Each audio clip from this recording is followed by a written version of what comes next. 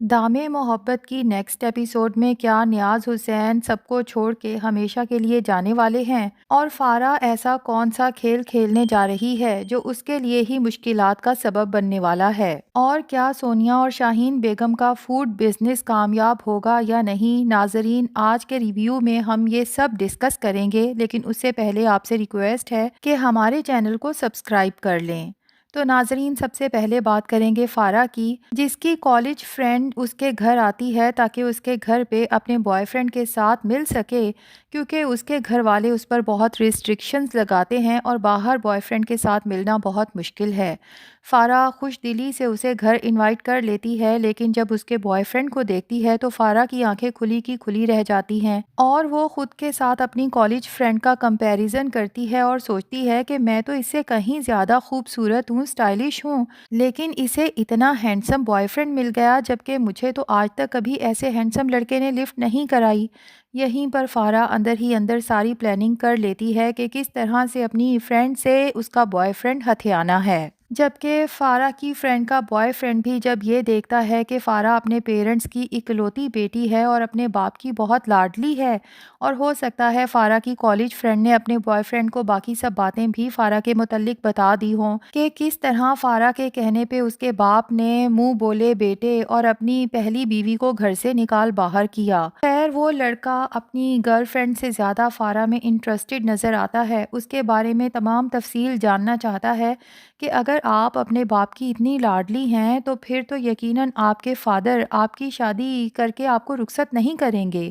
بلکہ ہو سکتا ہے کہ جس لڑکے سے آپ کی شادی کریں اسے گھر داماد ہی بنا لیں۔ اور فارا بھی اس لڑکے کے سامنے خوب شوخیاں بھگارتی ہے، جس کے بعد ہم نے دیکھا کہ فارا اپنا فون نمبر بھی چینج کر رہی ہوتی ہے۔ اب لگتا یہی ہے کہ نیا نمبر اس نے دراصل اسی لڑکے کے لیے لیا ہے، ان نون نمبر سے پہلے اسے کانٹیکٹ کرے گی، اور جب دوستی ہو جائے گی تو آہستہ آہستہ جا کے بتائے گی کہ میں وہی ہوں جس کے گھر آپ اپنی گرل فرینڈ کے ساتھ ملنے آئے تھے، اور وہ لڑکا بھی فارا کے باپ کی دولت دیکھتے ہوئے اس کے ساتھ یقیناً پھنس جائے گا۔ یہاں پر ہم نے یہ بھی دیکھا کہ سارا بیگم فارا کو بتاتی ہے کہ تمہاری خالہ نے تمہارے لیے ایک بہت اچھا رشتہ دیکھا ہے اور وہ لوگ جلد ہی تمہیں دیکھنے آنے والے ہیں، جبکہ فارا اپنی ماں کو صاف انکار کر دیتی ہے کہ میں خالہ کے بھیجے ہوئے کسی لڑکے سے ہرگز شادی نہیں کروں گی، اور اگر میں شادی کروں گی بھی تو یہیں پر اپنے شوہر کے ساتھ رہوں گی، یہاں سے رخصت ہو کے نہیں جاؤں گی۔ سارا بیگم تو فارا کی باتیں سن کے بہت پریشان ہو جاتی ہیں، اور ایسے میں انہیں اپنی سوکن یعنی کہ شاہین بیگم بھی بہت یاد آتی ہے، کیونکہ سارا بیگم کو جب بھی کوئی پریشانی ہوتی تھی وہ ہمیشہ اپنی سوکن کے ساتھ ہی شیئر کرتی تھی، جو سارا کی پریشانی منٹوں میں ختم بھی کر دیتی تھی۔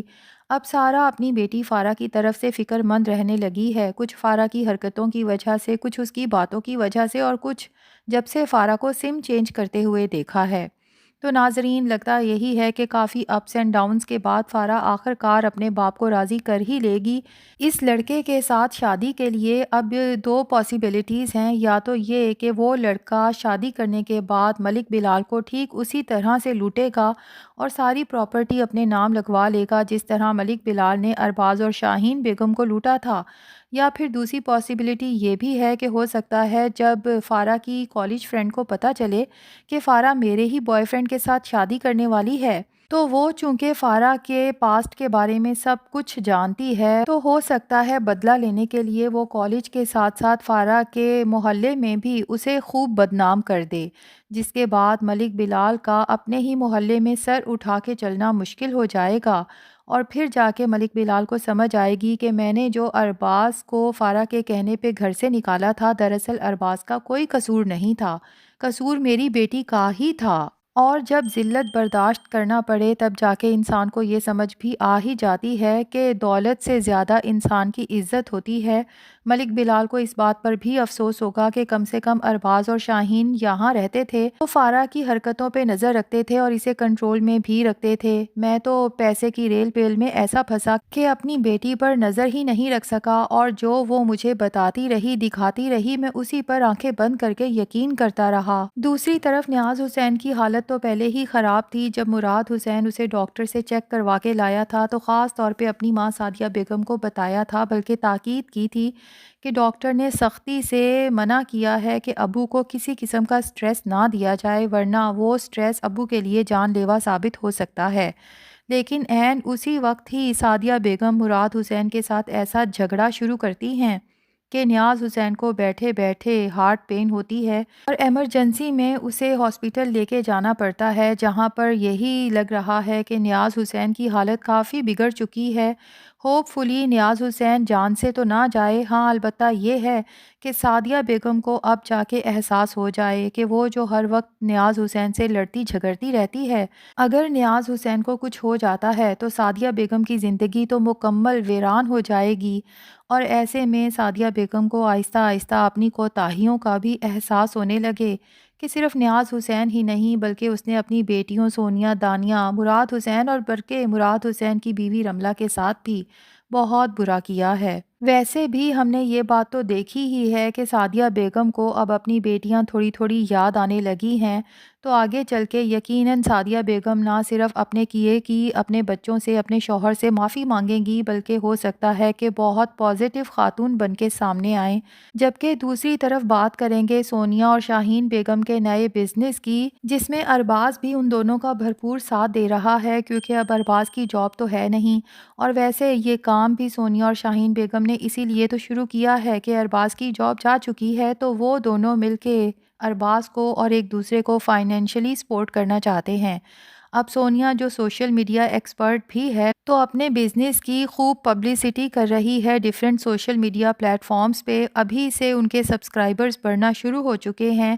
اور لگتا یہی ہے کہ بزنس بھی دن دگنی رات چگنی ترقی کرے گا، اتنی کہ پہلے اپنے شہر میں اور پھر آس پاس کے شہروں میں بھی ان کے کھانے کی دھوم مچی ہوگی، اور آگے چل کے نہ صرف یہ لوگ اپنا گھر گاڑی لیں گے بلکہ ایک بہترین زندگی گزاریں گے۔ ڈرامے سے یہی دکھایا جا رہا ہے کہ اگر آپ محنت کریں تو سب کچھ پاسبل ہے، صرف پہلا سٹیپ اٹھانے کی دیر ہے۔ دوسری طرف بینا بیگم تو دانیہ کی پھر سے دشمن بن گئی ہیں، حالانکہ مجھے تو یہی لگ رہا تھا ناظرین کہ جس طرح دانیہ نے اپنے شوہر اور ساس کا ساتھ دے کے